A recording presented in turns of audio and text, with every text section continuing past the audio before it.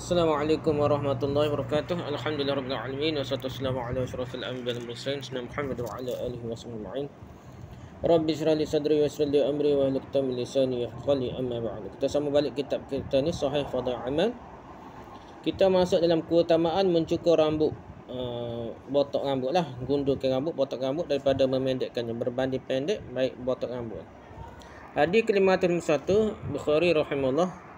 Nombor Sahih Bukhari nombor 1707 beratkan an Abdullah bin Umar anna Rasulullah sallallahu alaihi wasallam qala Allahumma arhamil muhalliqin qala wal muqassirin ya Rasulullah qala Allahumma arhamil muhalliqin qala wal muqassirin ya Rasulullah qala wal muqassirin wa qala Laitsu haddatsani Nafi' rahimallahu al muhalliqin marratan aw marratayn qala wa qala Ubaidullah haddatsani Nafi' wa qala fi ar-rabi'ati wal muqassirin. Dari Abdullah bin Umar radhiyallahu anhuma, Rasulullah SAW bersabda, ya Allah berikanlah rahmat kepada orang mereka yang mencukur rambutnya. Kalau cukur rambut, Nabi doa rahmat lah. Jadi gundul botok, cukur rambut sampai botok dah. Para sahabat berkata dan juga mereka yang memendekkan rambutnya, wahai Rasulullah dah. Gunting rambut saja dah. Beliau bersabda, ya Allah berikanlah rahmat kepada mereka yang mencukur rambutnya, gundul. Para sahabat berkata dan juga mereka yang memendekkan rambutnya, wahai Rasulullah. Beliau bersabda dan mereka yang memendekkan rambutnya dah. Berapa kali dah. Allah berkata, Nafi' menyampaikan kepadaku dengan redaksi dengan lafaz, semoga Allah mengasihi mereka yang mencukur rambutnya. Diucapkan sekali atau dua kali saja. Al-Bukhari berkata dan berkata Ubaidullah, Nafi' menyampaikan kepadaku dan beliau bersabda dengan ucapan yang keempat dan mereka yang memendekkan rambutnya. Hadis sahih ni. Hadis riwayat Muslim. Sibu Atrah ni hadis lain. Sini hadis riwayat Bukhari dah. Atrah tempat lain ada pada hadis riwayat Muslim 1301. Abu Daud 1979, At-Tirmizi 913, Ibnu Majah 3044, Malik dalam Muwatta jilid 1 395, Ahmad jilid 2 344, 138, 151, Al-Bahaqi jilid 5 134. Dan lain-lainnya lah. Banyak tempat hadis ni ni. Beliau mengucapkan doa ini ketika haji wada', haji perpisahan dah. Berdasarkan pendapat yang sahih, kerana hadis yang menerangkannya lebih banyak dan lebih sahih sanadnya daripada ulama yang berpendapat doa ini diucapkan pada perang Hudaybiyah ni. Jadi banyaknya pasal dia haji wada' berbanding dengan Hudaybiyah lah. Hudaybiyah ni bukan haji wada' lagi dah. Hudaybiyah ni sebelum tak lewat haji lah, sekat ni. Lihat Fathul Bari jilid 3 muka surat 59. Hadis ke-552 Al-Bukhari rahimahullah nombor 1708 merakkan an Abi Hurairah radhiyallahu anhu qala Rasulullah sallallahu alaihi wasallam Allahumma ighfir lil muhalliqin qalu wa lil muqassirin qalu Allahumma ighfir lil muhalliqin qalu wa lil muqassirin qalaha thalathan qala wa lil muqassirin. Dari Abu Hurairah radhiyallahu dia berkata Rasulullah sallallahu alaihi wasallam bersabda, ya Allah ampunilah mereka yang mencukur habis rambutnya. Jadi Nabi minta apa kepada orang yang cukur habis licin rambut dia dah. Botak lah. Dan para sahabat berkata dan bagi mereka yang memendekkan rambutnya, ini sahabat lain katalah, beliau bersabda, baginda sallallahu alaihi wasallam bersabda, ya Allah ampunilah mereka yang mencukur habis rambutnya. Para sahabat berkata lagi dan bagi mereka yang memendekkan rambutnya, baginda sallallahu alaihi wasallam mengucapkan sebanyak 3 kali lalu bersabda dan bagi mereka yang memendekkan rambutnya. Jadi lepas 3 kali doa kepada orang yang botak rambut, barulah yang ketiganya baru nak pendek rambut dah. Ada sahih. Hadis Muslim 1302, Ibnu Majah 3043 dan Bahaqi jilid 5 muka 134 lah. Hadis yang ke-503 Muslim rahimahullah dalam Sahih Muslim nombor 1033 beratkan an Yahya bin al-Husain an jaddatihi annaha sami'at an-nabiy sallallahu alaihi wasallam fi hajjatil wada' da'a lil muhalliqin thalathan wa lil muqassirin marratan wa lam yaqul waqi' fi hajjatil wada'. Dari Yahya bin al-Husain dari neneknya, dia mendengar Nabi, datuk dia lah, dia mendengar Nabi SAW ketika haji wada', haji perpisahan lah tu, berdoa untuk orang yang mencukur gundul botak rambutnya sebanyak 3 kali dan sekali untuk orang yang memendekkan rambutnya. Bakit tidak mengatakan ketika haji wada'. Bakit tak sebutlah haji wada' kan tidak. Yahya bin Husain dia kata haji wada' ni. Sahih ni. Penulis berkata pendapat yang rajih unggul adalah menetapkan keterangan ketika haji wada' tu kuat. Kerana Abu Daud At-Tayalisi lebih thiqah daripada Waqi' dalam riwayat Syu'bah. Abu Daud At-Tayalisi ni lebih kuat riwayat dia daripada Waqi' dalam riwayat Syu'bah dia. Lihat biografi At-Tayalisi Sulaiman bin Daud dan dalam Tahdzib at-Tahdzib. Nenek Yahya tok pada Yahya bin Al-Husain adalah Ummul Husain radhiyallahu anha dah.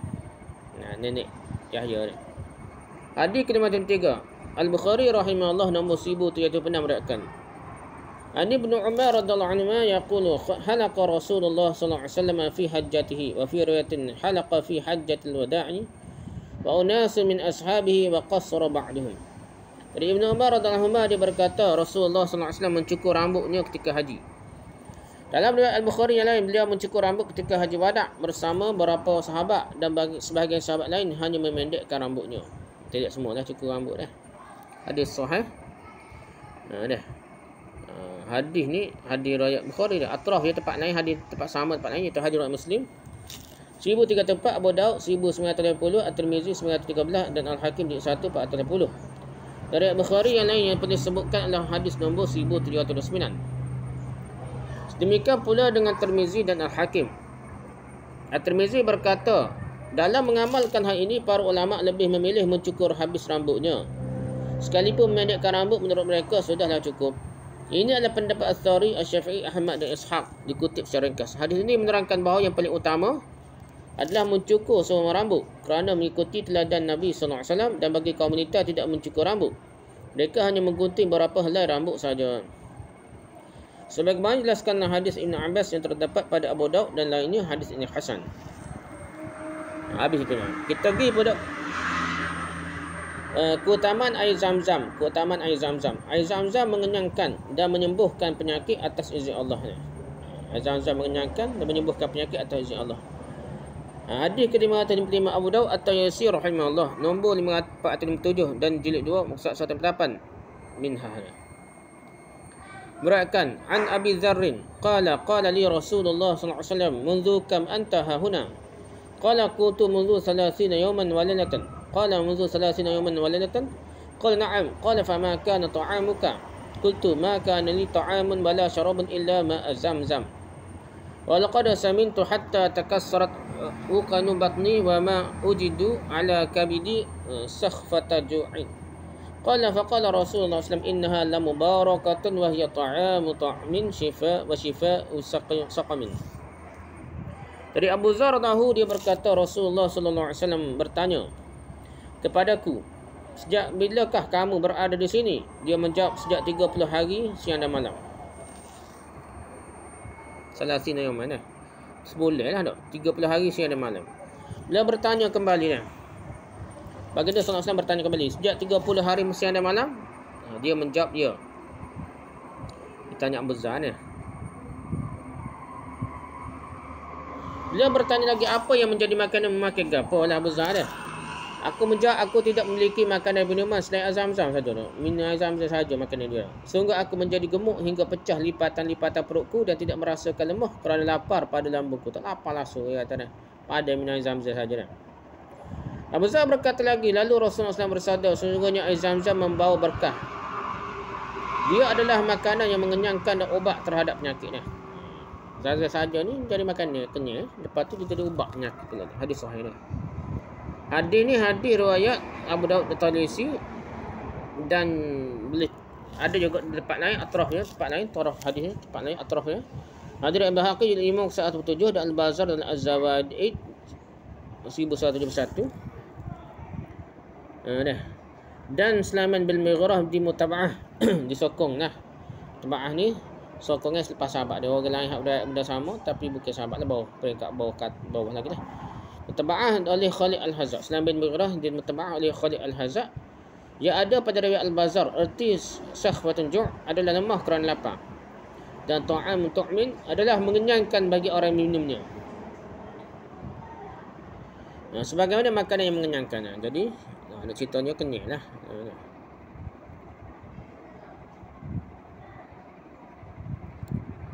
Nak ceritanya tidak merasa kerana lapar dah. Sakhfatun ju' tak rasa lapar dah pada naik Zam-Zam seboleh dah. Hadis ke-5 Muslim rahimahullah nombor 2473 meriwayatkan. An Abdullah bin Samit qala Abu Dzar kharajna min qamina Ghifar wa kanu yuhalluna ash-shahra al-haram fa kharajtu ana wa akhi Unais wa ummuna Wa fihi qala Abu Dharr wa jaa Rasulullah sallallahu alaihi wasallam hatta istalama al-hajara wa tafa bil baiti wa sahibuhu thumma shalla falamma qada salatuhu qala Abu Dharr fa kuntu ana awwala man hayyahu bi tahiyyatil Islam. Qala fa qultu assalamu alayka ya Rasulullah fa qala wa alayka wa rahmatullahi thumma qala man anta qala qultu min Ghifar. الحديث من نحو رواية الطيالسي ومن معه وقال إنها مباركة إنها طعام طعم الحديث ولم يذكر وشفاء سقم. Dari Abdullah bin As-Samit dia berkata, Abu Zar radhiyallahu anhu berkata, kami keluar dari kaum kami iaitu Ghifar. Jadi Abu Zar al-Ghifari ni lah, Ghifar ni kaum dia lah. Dan mereka menghalalkan bola haram. Maksudnya boleh haram tak lepas tak cara dah. Maka keluar dengan saudaraku Unas dan ibu kami lah, adik-beradik dia Unas dan mak dia lah. Jadi kisah Islam Abu Zar radhiyallahu disebutkan dalam hadis ini lah. Dia berkata Rasulullah SAW datang hendak hingga mencium Hajarul Aswad dan tawaf di Baitullah bersama sahabat. Kemudian salat. Setelah beliau menyelesaikan salat, Abu Zar radhiyallahu berkata, ketika itu aku adalah orang yang pertama kali memberikan penghormatan kepada beliau dengan penghormatan Islam. Dia berkata, Assalamualaikum ya Rasulullah. Jadi assalamualaikum juga dah Abu Zar. Beliau menjawab wa'alaika wa rahmatullahi. Dalam surat wa'alaikassalam. Kemudian beliau bertanya, siapakah kamu? Aku menjawab dari Ghifar. Sama seperti riwayat At-Tayyisi dan ulama yang meriwayatkan bersamanya. Beliau bersabda, sungguhnya air Zam-Zam membawa berkah, sungguhnya air Zam-Zam makanan yang mengenyangkan, tanpa menyebutkan dak ubat terhadap penyakit, tak ada sebutlah dari dunia. Hadis sahih. Okey, hadis riwayat Ahmad jilid 5 buku 174. Juga At-Tabrani 1040 seperti riwayat Muslim, akan tetapi keduanya tidak menyebutkan dan penyembuh dari penyakit tersebut. Begitu pula dengan Muslim tidak menyebutkan kalimat tersebut sebagaimana yang saya lihat. Dalam silsilah hadis as-sahihah nombor 1056, Syekh Albani menyebutkan hadis sebaik-baik air yang terdapat di muka bumi adalah air Zam-Zam. Di dalamnya terdapat makanan yang mengenyangkan dan ubat terhadap penyakit. Namun hadis ini perlu diteliti kembali, sekalipun hadis yang ada dalam bab ini mendukungnya dah. Wallahu a'lam. Okey, hadis ke-557 dah. Al-Bukhari rahimahullah dalam Sahih Bukhari nombor 249 meriwayatkan.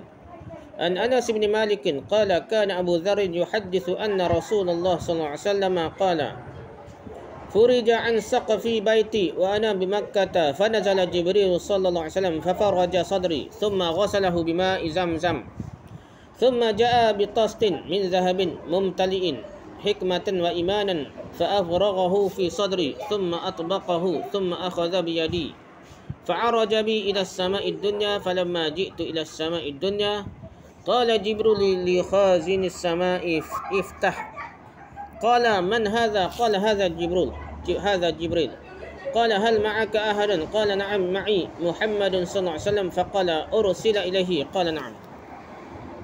Dari Anas bin Malik radhiyallahu anhu berkata, Abu Zar radhiyallahu menceritakan Rasulullah sallallahu alaihi wasallam bersabda, atap rumahku dibuka ketika aku ada di Mekah. Rasulullah kata dah, Jibril alaihissalam turun kepadaku dan membelah dadaku. Atap rumah Nabi ni lah, bukan rumah. Ada riwayat tu atap rumah nak pergi kemudian mencuci dengan air Zam-Zam. Tengok bahasa Arab ke berapa. Fa furija an saqfi baiti dah. Jadi dia dia buka atap rumah Nabi, dia bukan rumah cerita suhu pasal Isra Mi'raj ni rumah Ummu Hani dah. Tu karutlah dia. Jadi rumah Nabi bukan rumah Ummu Hani. Membelah dadaku kemudian mencucinya dengan air Zam-Zam. Lalu mengambil sebuah mampan terbuat dari emas, bekas lah, terbuat dari emas yang berpenuh berisi hikmah dan iman. Lalu ia memasukkannya ke dalam dadaku kembali, kemudian menutupnya kembali lah.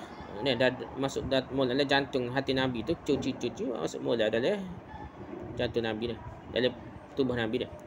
Setelah itu ia meraih tanganku dan membawa terbang ke langit dunia. Ini ada bahalah. Adakah Nabi Isra' daripada Masjidil Haram tu ataupun di rumah Nabi ke? Ataupun mana ada perbezaan. Masalah hak terima daripada Ummu Hani ni, masalah Ummu Hani tu sepupu Nabi dah, bukan mahram Nabi. Dan lepas tu Ummu Hani pula tok lelaki dia musuh Nabi dah. Musuh ketak Nabi. Tiba-tiba Nabi tidur pula dah di rumah dia. Ditarik kain tu nampak perut berlipat pula dalam riwayat tersebut. Nampak sangatlah benda tu adalah bara'ah dah. Benda nak hina Nabi, bukan nak puji Nabi dah. Tidur di rumah orang. Jadi hak ni logik sikit, tidur di rumah Nabi dah. Atap tu atap rumah Nabi, bukan atap rumah Hanif dah. Tak apalah, ketika aku Nabi tiba di langit dunia. Ketika aku tiba di langit dunia, Jibril berkata kepada penjaga langit, "Bukalah." Penjaga langit bertanya, "Siapa?" Ia menjawab, "Aku Jibril." Penjaga langit bertanya lagi, "Apakah ada seorang bersamamu?" Ia menjawab, "Benar. Aku bersama Muhammad SAW." Ia bertanya lagi, "Apakah ia telah diutuskan?" Jibril menjawab, "Benar." Hadis tentang Isra' Mi'raj ni yang cukup panjang, hadis sahih. Hadis ni panjang lah. Hadis ni hadis riwayat Bukhari. Hadis ni panjang. Okey. Hadis riwayat Muslim, hadis 163, Abu Awanah dalam Al-Musnad jilid 113 dan Al-Baghawi dalam Syarh As-Sunnah nombor 3754 dah. Al-Hafiz Ibn Hajar Asqalani berkata dalam Fathul Bari jilid 1 muka 548. Hikmah dari adanya perintah solat pada malam Mi'raj adalah ketika Rasulullah SAW telah disucikan secara lahir dan batin, iaitu ketika dibasuh dengan air Zam-Zam dengan iman dan hikmah. Macam atuk Nabi tu, Pak Tobit cuci iman dengan hikmah lah. Di antara perkara solat harus didahului dengan bersuci, maka tepatlah kewajipan solat dalam keadaan seperti itu dan dalam keadaan suci dah. Nabi suci lahir batin, kita suci lahir dan batin juga. Sebenarnya ambil semaya pun dah. Catatan, hadis yang berbunyi air Zam-Zam itu tergantung untuk apa ia diminum adalah hadis yang dhaif menurut pendapat yang rajih. Ini suhulah banyak kita dah. Air Zam-Zam kita niat gapo, kita pun minum dah. Ibn Qayyim pun amal lah, ulama amal. Tapi hadis ni tetap dhaif lah. Menunggu pendapat yang rajih, pendapat hadis itu tetap dhaif. Penulislah menjelaskan hadis ini dalam tahqiqnya terhadap Al-Fadail karya Al-Maqdisi, hadis nombor 307. Dan tidak boleh dikuatkan dengan hadis Abu Zar tersebut di atas. Air Zam-Zam itu adalah makanan dan ubat terhadap penyakit. Tak boleh kuat dah.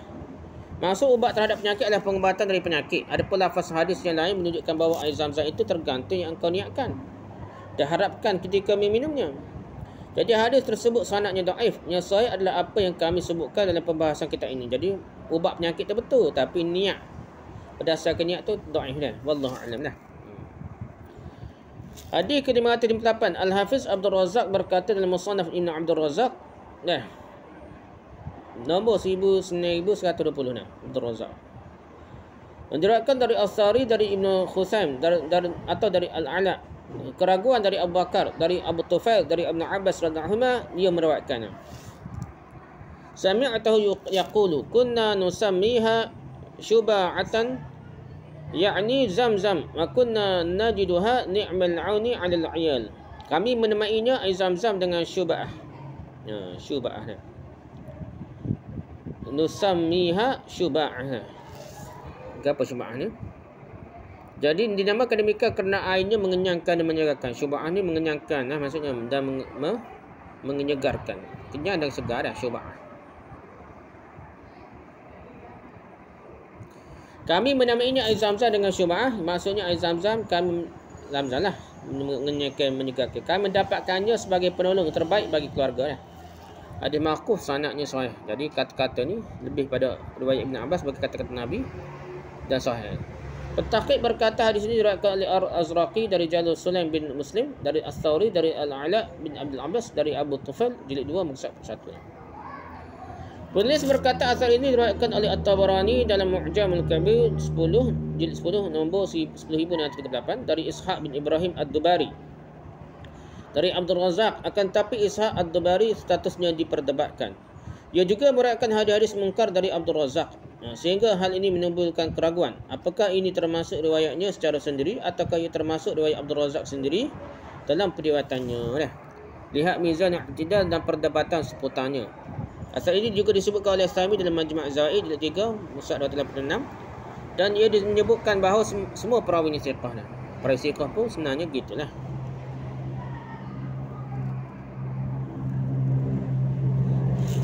Tak apalah dah tu. Kira-kira sanad sahih ke lah. Keutamaan orang yang masuk Baitullahil Haram. Keutamaan orang yang masuk Baitullahil Haram. Allah Ta'ala firman, "Inna awwala baitin wudi'a lin-nasi lalladzi bi Bakkata mubarakan wa hudan lil 'alamin. Fihi ayatun bayyinatun maqamu Ibrahim wa man dakhalahu kana amina." Sesungguhnya rumah yang mula-mula dibangunkan untuk tempat beribadah manusia ialah Baitullah yang di Mekah, yang diberkahi dan menjadi petunjuk bagi semua manusia. Padanya terdapat tanda-tanda yang nyata, di antaranya makam Ibrahim. Barang siapa memasukinya, masuk Baitullah, itu menjadi amalah dia masuk Mekah lah dah. Masjidil Haram dah. Ali Imran surah Al-Imran ayat 97. Okey, keutamaan fadail kelebihan solat di Mekah atau di Masjid Mekah ataupun di Madinah dah. Hadis ke-559 Ibn Majah rahimahullah nombor 1406 meriwayatkan An Jabirin anna Rasulullah sallallahu alaihi wasallam qala salatun fi masjidi afdalu min alfi salatin fima siwahu illa al-masjid al-harama wa salatun fi masjidil harami afdalu min mi'ati alfi salatin fima siwahu. Dari Jabir tahu Rasulullah sallallahu alaihi wasallam bersabda, solat di masjidku lebih utama daripada 1000 kali ganda solat di tempat lain, 1000 kali solat di tempat lain. Selain Masjidil Haram, solat di Masjidil Haram lebih utama daripada 100,000 kali ganda solat di tempat lain. Nah, jadi 100,000 lebih, so 100,000 kali solat di tempat lain. Darat 100,000 lah solat semaya di Masjidil Haram. Kalau kita pergi Mekah, pergi semaya sama lah, jangan duduk semaya duduk rumah dah. Duduklah di Masjidil Haram betul-betul dah. Bukan di masjid kecil-kecil. Nah, pergi ke Masjidil Haram betul. Begitu juga Masjid Madinah. 1000 kali ganda dah, 1000 kali ya. Tak sedap main di hotel ke apa lagi lah di Masjid Madinah. Duduk lama di Masjid Madinah. Mainlah wajib, main sunat dan sebagainya lah. Walaupun ada kata lebih utama sunat atau lain, tak kira lah. Yang pentingnya kalau kita main wajib mesti di masjid. Kalau main sunat tu ada khilaf lah, ada perbahasa. Tetap legak lebih di Madinah tu semayalah sunat. Banyak di rumah pun dah, di hotel pun dah. Telah riwayat Ahmad jilid 3 musyad 343 disebutkan salat fi masjidi afdalu min alfi salatin fi ma siwahu. Salat di masjidku ini lebih utama 1000 kali daripada salat di tempat lain. Hadis sahih. Al-Hafiz Ibn Hajar Al-Asqalani dalam Fathul Bari jilid 3 musyad 80 berkata, dalam sebahagian naskah disebutkan lebih baik daripada 100 kali salat di tempat lain. Ada riwayat lain kata 100. Hadis 1000 lah kebanyakan. Dengan demikian hadis yang pertama iaitu hadis Jabir radhiyallahu artinya lebih baik daripada salat tempat lain selain Masjid Nabawi. Dan makna hadis kedua lebih baik 100 kali daripada masjid solat di Nabawi. 100 kali daripada gini ni. Masjid Mekah 100 kali daripada Masjid Nabi. Masjid Nabi 1000 kali daripada tempat lain gitu lah. Maksudnya 100 kali daripada 100 Mekah ni 100 kali ganda daripada Masjid Nabi lah. Al-Hafiz Ibn Hajar Asqalani menyebutkan dalam Fathul Bari jilid 3 muka surat 78. Riwayat menguatkan bahawa Masjidil Haram itu meliputi semua tanah haram. Ia berkata apa diriwayatkan oleh At-Tailisi dari jalur Atta'. Ia ditanya, keutamaan ini ada pada Masjidil Haram sajakah ataukah di semua tanah haram? Dia menjawab di semua tanah haram kerana semuanya adalah masjid. Kata semua tanah haram. Kalau kita gini lah, kita kira kaedah ni ikut sunnah Nabi dah. Main sunat kita walaupun Masjidil Mekah ke Masjidil Haram. Masjidil Haram tu lain lah. Masjid Madinah. Sahihnya Masjid Madinah. Masjid Madinah main sunat tu kita boleh main di hotel. Kita anggaplah tu tanah haram juga, ada kelebihan 1000 kali ganda dah. Sembahyang sunat di hotel. Berbanding kita pergi sembahyang di Masjid Nabi lah main sunat. Tapi main wajib kena masjid di Masjid Nabi dah. Masjid Haram ni tak tahulah ada perbahasa pasal dia kaedah ni. Masjid Haram ni satu lagi yang sangat special, 1,000 dah. Masjid Haram ni ada kata tanah haram sekelilingnya pun dikira 100,000 juga. Wallahu a'lam lah. Dah, tapi yang pentingnya Masjid Haram tu kita target dulu pasal tidak ada khilaf. Hal ini juga dinukil dari Imam Nawawi rahimahullah sebagaimana akan dikemukakan pada hadis berikutnya. Kita termasuk keutamaan solat di Masjid Nabi dan Masjid Haram. Nah, apakah benda yang termasuk keutamaan semaya solat di Masjid Nabi dan Masjid Haram? Hadis ke-550 Imam Bukhari rahimahullah dalam Sahih Bukhari nombor 1190 meriwayatkan An Abi Hurairah radhiyallahu anhu anna an-nabiy sallallahu alaihi wasallam qala salatun fi masjidi hadza khairun min alfi salatin fi ma siwahu illa al-masjidil haram. Dari Abu Hurairah Rasulullah sallallahu alaihi wasallam bersabda, salat di masjidku ini lebih baik daripada 1000 kali salat di tempat yang lain kecuali di Masjidil Haram. Hadis sahih. Hadis Muslim 1394, At-Tirmizi atrah hadis tempat lain ni. Hadis ni hadis riwayat Bukhari ni. Tempat lain ada di hadis riwayat Muslim 1394. At-Tirmizi 335, An-Nasa'i jilid 2 35, Ibn Majah 1404, Imam Malik dalam Muwatta jilid 1 196, Ad-Darimi jilid 1 330, Ahmad jilid 2 236, 386 485 dan Bahaqi jilid 5 muka surat 246. Al-Hafiz Ibn Hajar Asqalani dalam Fathul Bari jilid 3 muka surat 80 berkata, sabda beliau salat di masjidku ini Imam Nawawi rahimahullah mengatakan, Hendaknya seorang memperhatikan dan berusaha untuk solat di tempat yang telah ada sejak zaman Rasulullah SAW. Bukan pada tempat setelah terjadi pelebaran dan perluasan. Ada kata gitu lah, Imam Nawawi kata dah. Kerana pelipat gandaan pahala sesungguhnya dinyatakan hanya pada masjid beliau sahaja dah. Ini pendapat Imam Nawawi lah. Hal ini dikuatkan dengan kata ini berbeza dengan Masjid Mekah, Masjidil Haram, kerana ia melibatkan semua tanah haram. Masjid Mekah lebih lagi dah. Kalau semaya seribu tu kena betul-betul rapat, biar rapat dekat dengan Masjid Asar dah. Masjid Allah ni besar bukan main dah. Bahkan Imam Nawawi membenarkan Masjidil Haram meliputi semua tanah haram dah. Jadi tanah haram ikut Imam Nawawi, semua tanah haram itu boleh berlaku semaya, boleh 100,000 berlaku dah. Mana-mana tempat tu selain daripada Masjidil Haram. Itu mengikut Imam Nawawi lah.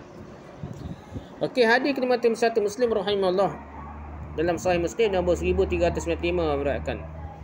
Ani Ibnu Umar anin Nabi sallallahu alaihi wasallam qala salatun fi masjidi hadza afdalu min alfi salatin fi ma siwahu indal Masjidil Haram. Dari Ibnu Umar radhiyallahu anhu dari Nabi sallallahu alaihi wasallam beliau bersabda, solat di masjidku ini lebih utama daripada 1000 kali solat di tempat yang lain kecuali di Masjidil Haram. Hadis sahih dah. Atraf ni, ini hadis riwayat Muslim. Atraf tempat lain hadis riwayat Nasa'i jilid 5 muka 213, Ibnu Majah 1405, Ahmad jilid 2 1653 54 68 102 dan Al-Baqi jilid 5 muka 246. Ad-Darimi jilid 1 surat 330 dan At-Tirmidzi 1826. Itu hadis. Okey, hadis ke-522. Imam Ahmad rahimahullah jilid 6 surat 33 dalam Musnad Imam Ahmad meriwayatkan An Ibrahim bin Abdullah bin Ma'bad bin Abbas annahu qala inna imra'atan ishtakat shakwa faqalat la in shafani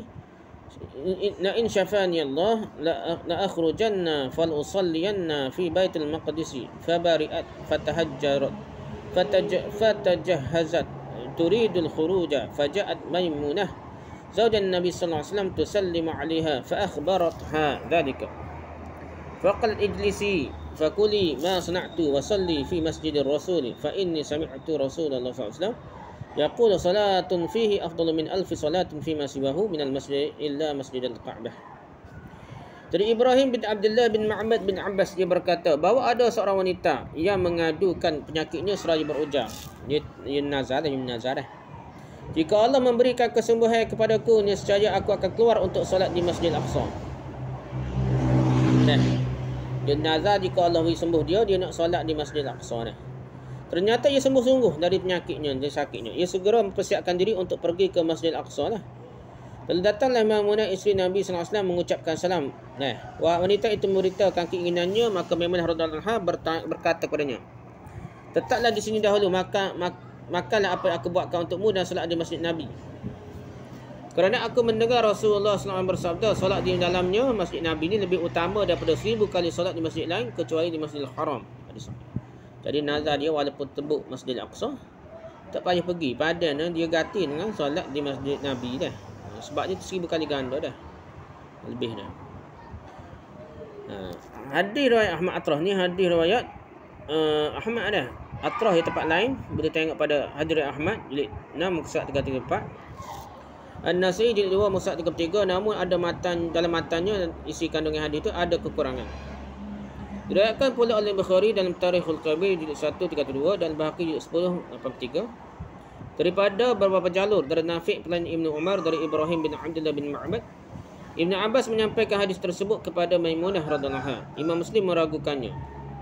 Lihat Tuhfatul Ashraf jilid 2 muka 485 dan Al-Zamat bertatabbu halaman 442. Okey, masjid yang dibangunkan berlandaskan takwa adalah Masjid Nabi.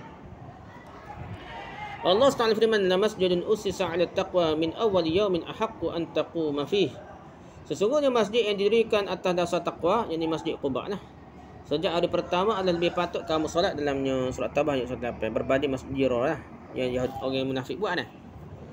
Hadis ke-503 Imam Muslim rahimahullah nombor 1398 meriwayatkan. An Abi Salamah bin Abdurrahman qala marra bi Abdurrahman bin Abi Sa'id al-Khudri qala qultu lahu kaifa sami'ta abaka yadhkuru fil masjid alladhi ussisa 'ala taqwa qala abi dakhaltu 'ala Rasulillah sallallahu alaihi wasallam fi baiti ba'di nisa'i faqultu ya Rasulullah ayul masjidain alladhi ussisa 'ala taqwa qala fa akhadha kaffan min hasba'a fadaraba bihi al-ardha thumma qala huwa masjidukum hadha li masjidil madinati qala faqultu ashhadu anni sami'tu abaka hakadha yadhkuruhu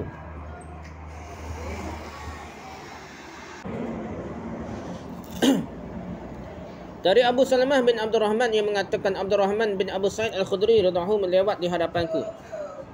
Dan anak pada Abu Sa'id ni. Lewat di hadapanku, maka aku bertanya kepadanya. Kepada Abdurrahman, Salamah bin Abdurrahman tanya Abdurrahman bin Abu Sa'id ni. Maka aku bertanya kepadanya, apa yang didengarimu oleh ayahmu tentang masjid yang dibangunkan di atas takwa ni? Ini masuk gapai Quran ni.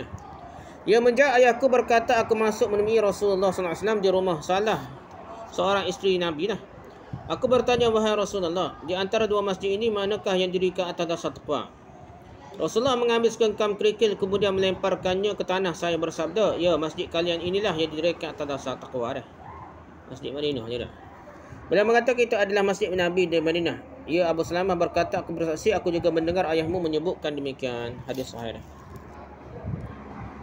Imam Nawawi dalam Syarah Muslim berkata ia adalah pernyataan bahawa masjid yang didirikan atas dasar taqwa sebagaimana disebut dalam Quran, bukan Masjid Quba lah. Kalau ikut ini bukan Masjid Quba, Masjid Madinah mana dah. Jadi pertentangan itu bukan dalam pertentangan antara Masjid Quba dengan Masjid Dira tu, Masjid Munafik tu. Masjid Quba, tapi Masjid Nabi dengan Masjid Quba dah. Itu maksudnya. Hadis Muslim 3398, At-Tirmizi 3099, An-Nasa'i jilid 2 mushaf 36, Al-Hakim jilid 2 mushaf 334. Dalam Al-Bahaqi jilid 5 mushaf 246. Dalam riwayat Muslim lain mereka tidak menyebutkan Abu Salamah kecuali dalam riwayat Al-Bahaqi. Dalam riwayat Muslim yang lain tidak disebutkan nama Abdurrahman bin Abu Sa'id Al-Khudri tetapi menyebutkan Abu Salamah. Walaupun demikian hadis ini tetap sahih. Lepas mana pun hadis ni walaupun ada beza khilaf tu, nama siapa dia sebenar, tapi hadis ni tetap kuat sahih. Hadis ini diriwayatkan pula dari jalur Ubay bin Ka'ab Al-Hakim jilid 2 mushaf 34, akan tapi tidak valid, tidak sahih lah. Tidak kuat lah. Setakat tu sajalah. Wallahu a'lam. Subhanakallahumma hamdika, subhanakallahumma hamdika, subhanakallahumma hamdika, asyhadu an la ilaha illa anta, astaghfiruka wa atubu ilaik. Assalamualaikum warahmatullahi wabarakatuh.